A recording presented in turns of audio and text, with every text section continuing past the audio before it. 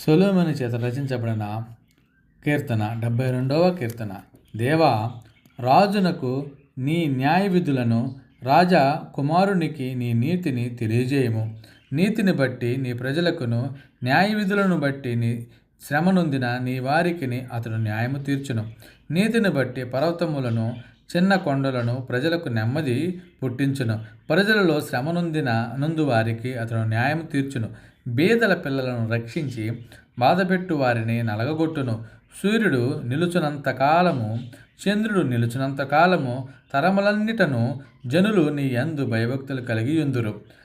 గడ్డి కోసిన బీటి మీద కురియు వానవలెను, భూమిని తడుపు మంచి వర్షం వలెను అతడు విజయము చేయును.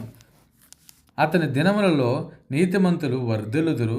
చంద్రుడు లేకపోవు వరకు క్షేమాభివృద్ధి కలుగును. సముద్రము నుండి సముద్రం వరకు, యూఫ్రటీసు నది మొదలుకొని భూదగాంతముల వరకు అతడు రాజ్యము చేయును. అరణ్యవాసులు అతనికి లోబడుదురు. అతని శత్రువులు మన్ను నాకెదరు. తార్షీషు రాజులు, ద్వీపముల రాజులు కప్పము చెల్లించెదరు. సేబా రాజులను కానుకలు తీసుకొని వచ్చెదరు. రాజులందరూ అతనికి నమస్కారము చేసెదరు. అన్యజనులందరూ అతని సేవించెదరు. దరిద్రులు మొరపెట్టగా అతడు వారిని విడిపించును. దీనులను, నిరాధారులను అతడు విడిపించును.